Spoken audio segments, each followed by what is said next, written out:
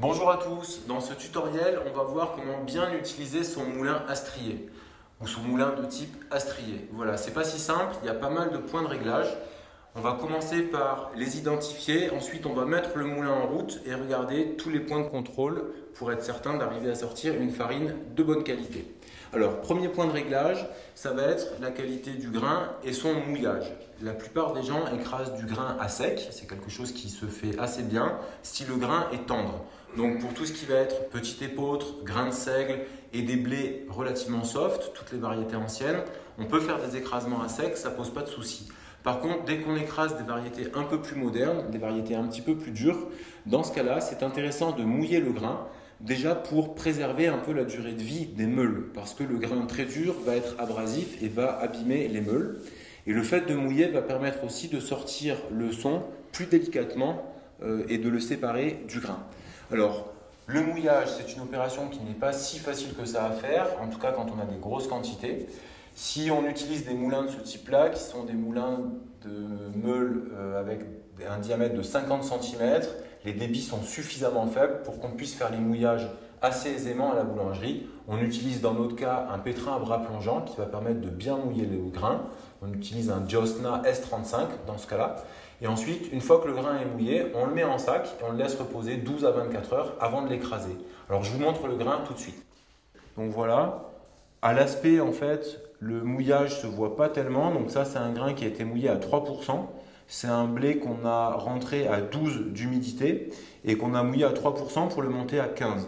Il a été mouillé hier, donc il y a à peu près 16 heures, et on voit qu'il a bien absorbé l'eau. Mais par contre, en fait, si on l'écrase, si on le met sous la dent, ou là, si on le met sous les meules, on va voir qu'il s'écrase quand même beaucoup plus délicatement et que le son va pouvoir être extrait de manière plus facile. Deuxième point de réglage qui va être important, ça va être le débit.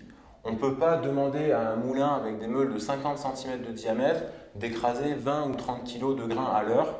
En fait, il ne va pas y arriver. Soit ça va chauffer, soit les grains ne seront pas suffisamment écrasés et on va obtenir au final des farines très semouleuses. Donc sur ce type de moulin, on écrase au maximum 10 kg de grains à l'heure. C'est beaucoup déjà, ce qui va nécessiter en tout cas sur les premières utilisations, d'avoir un minutage et de régler tranquillement son moulin avec le système qu'on a présenté déjà dans le premier tutoriel sur les moulins de type à strier, ici avec un système cranté qui permet de régler la vitesse d'arrivée du grain dans la meule. Ça, c'est le deuxième réglage. Troisième réglage, donc le serrage des meules ici. Quand on vient au maximum, les deux meules vont se toucher. Donc là, on va avoir énormément d'échauffement. Les deux meules, qui sont des meules en pierre, quand elles tournent l'une contre l'autre, vont s'échauffer. Et c'est pas rare d'avoir des meules qui montent jusqu'à 50 degrés et plus si on ne fait pas attention.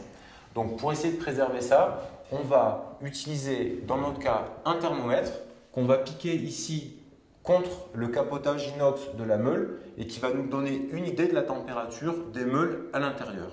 Allez, on met le thermomètre en place. Alors, on utilise un thermomètre de bonne qualité. Là, c'est un Isartel AL51 qui est un bon thermomètre avec une aiguille fine. Mais vous pouvez utiliser ce que vous avez. Et on vient piquer ici l'aiguille contre le capotage, contre le feutre d'étanchéité. Donc on va avoir une température relativement réelle de la meule dormante et donc de la tournante aussi, puisque c'est à peu près la même chose. Voilà. Il fait chaud en ce moment, donc on a des meules autour de 30 degrés. Et on va voir qu'après quelques heures de fonctionnement, les meules peuvent monter à 40 voire 50 degrés, ce qui peut nécessiter dans certains cas soit de faire des pauses dans la production, soit de desserrer légèrement les meules ici. Donc voilà pour les réglages principaux sur l'entrée du moulin. Une petite aide ici sur ce modèle, on a l'ampérage qui va apparaître. Donc quand les moteurs vont tourner, on va avoir l'ampérage de la meule qui va apparaître ici, du moulin qui fait tourner la meule. Chacun a ses propres réglages. Nous, on va essayer de ne pas faire forcer trop le moteur et on va se limiter ici à un ampérage qui va aller entre 1,2 et 1,3 ampères. Et ça va nous donner une indication. Donc entre l'ampérage ici et la température des meules, on va pouvoir faire un réglage relativement fin de l'aspect motorisation et échauffement. Autre point de contrôle, c'est le tamis. Donc le tamis doit rester toujours très propre. Donc vous le voyez ici. le tamis va se remplir de farine au fur et à mesure que la farine va rentrer dedans. Et on a un système de tapotin à l'intérieur. Donc ce sont deux parties en bois qui sont coulissantes et qui vont tomber naturellement. Vous allez les entendre ici. Voilà, donc on a un tapotin qui glisse sur sa barre et qui vient dégommer le tamis pour permettre de le rendre un peu plus propre au fur et à mesure du fonctionnement. Donc ici, quand le tamis va tourner, vous entendez les tapotins qui viennent dégommer le tamis. Donc ça marche très bien tant que les farines ne sont pas trop chaudes. Si jamais vous avez des farines qui montent au-delà de 50 degrés, elles vont s'agglomérer, elles vont devenir extrêmement collantes et le tamis va se remplir. Donc ici, les tapotins n'arriveront plus à dégommer le tamis et vous allez avoir un tamis qui va se remplir de farine à l'extérieur. Et finalement, toute la farine va être évacuée avec le son dans la partie de droite ici, dans le canal d'évacuation. Donc là, évidemment, la propreté du tamis devient un point de contrôle et je vous invite, quand le moulin est en fonctionnement, à regarder de temps en temps l'état du tamis pour voir s'il reste toujours sec et propre. Ici, dans le canal qui est à la droite de la buterie, le son va être évacué. Donc là, on va regarder au fur et à mesure que le son sort, la qualité du son. Ici, donc, on voit qu'on a un son qui est très propre. On n'a pas du tout de farine à l'intérieur du son. D'accord ? On a des sons qui sont de belle qualité, ils ne sont pas trop micronisés. Donc ça, c'est dû au fait que les grains sont mouillés, donc les sons se décollent très bien du grain. Et puis, on n'a pas de farine. D'accord ? Donc ça veut dire qu'on n'est pas en train de perdre une partie du grain dans le son. On a bien l'amande du grain qui va à droite dans les sacs de farine et le son qui va ici dans les sacs de farine. Dernier point de contrôle et probablement le plus important, la qualité de la farine. C'est-à-dire qu'ici dans la vis, juste avant ensachage, on va être capable de faire des petits prélèvements de farine avec une cuillère. Donc on fait des prélèvements de farine et on va regarder ici la granulométrie de la farine, les piqûres. Donc, on a fait un tutoriel dédié à ça. Mais donc, on pourrait regarder ici les piqûres. Donc, on voit que là, il y a des petites piqûres de son qui sont à peu près normales. On est sur une farine de type 80 à 110, entre les deux probablement. Et donc, on va regarder ici, en écrasement, on va regarder si c'est piqué, trop ou pas assez, ou à notre goût. Et on va regarder également le côté gras de la farine et sa granulométrie. Donc entre les doigts comme ça, on va faire rouler la farine pour voir est-ce qu'on a des grosses particules, des grosses semoules ou au contraire est-ce que la farine est bien grasse et suffisamment fine. Voilà donc l'ensemble des points de contrôle qu'on va vérifier et on va les faire maintenant tout de suite avec le moulin en route.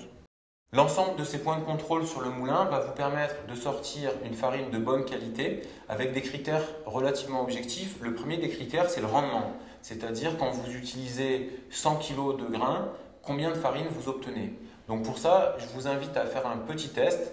Vous mesurez sur un sac de 25 kg par exemple. Vous allez démarrer avec des sacs vides à l'ensachage, à la fois sur la farine et à la fois sur le son. Et une fois que vous avez écrasé la totalité, vous pesez l'ensemble. Donc l'ensemble va faire 25 kg et vous essayez de voir quelle est la proportion de son. Si vous perdez moins de 20% de son, ça veut dire que le moulin est relativement bien réglé. Actuellement, nous on travaille à l'école avec 82% de rendement en farine et 18% de son. Ce qui donne en fait une farine à peu près propre et un son à peu près propre. Ça veut dire qu'on n'a pas de mélange entre la farine et le son. Le son est bien dépelliculé. Donc ça, c'est un petit test qui est facile à faire. Vous faites une pesée régulièrement et vous pesez la quantité de son et la quantité de farine produite à partir d'une quantité de grains. Ensuite, comme on a vu, qualité du son, qualité de la farine. Et avec l'ensemble des petits réglages dont on a parlé, vous devriez arriver à faire un travail de qualité. Alors maintenant, c'est parti, on allume le moulin et on voit ça en live. Pour allumer le moulin, on va commencer par desserrer les meules au maximum, ce qui va éviter que les meules frottent trop fort l'une contre l'autre au démarrage, ce qui produirait un échauffement et une action assez violente sur la partie motorisation du moulin. Donc on démarre toujours le moulin avec les meules desserrées. Ensuite, vous allez l'entendre, les deux moteurs du moulin vont se mettre en route de manière décalée. Le premier moteur qui va se mettre en route, c'est celui de la buterie et de la vis sans fin. Vous allez entendre la buterie qui va commencer à tourner. Et ensuite, quand la buterie est en route, on a le deuxième moteur, celui des meules, qui va se mettre à tourner. L'ampérage va monter beaucoup. Et quand les meules sont à pleine vitesse, en pleine rotation, on va pouvoir ici finaliser le réglage des meules. C'est parti, on y va. Premier moteur, la bluterie et les meules.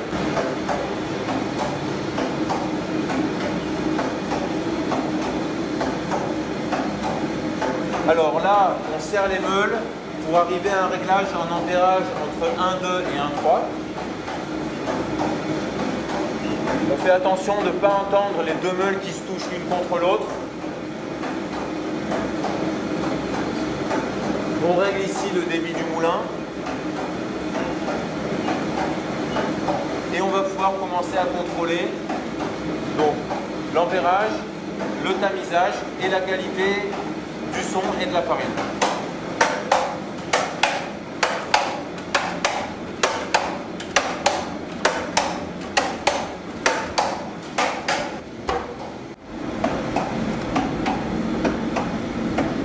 Donc on regarde, on a un son qui est bien propre, on n'a pas de farine à l'intérieur. Donc ça c'est un signe d'un réglage qui est correct.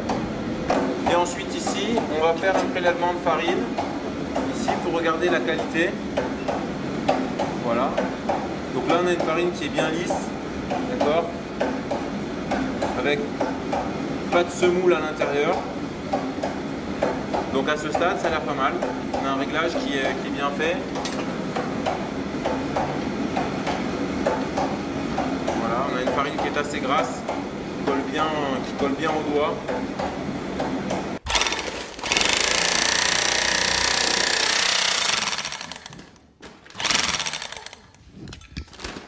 Et voilà. Après la couture, on indique sur le sac ce que c'est. Donc ça, c'est une farine de blé de type 80 ou 110. Voilà, selon les tamis. Type 80. Et on va marquer la date. Donc on est le 12 septembre 2020.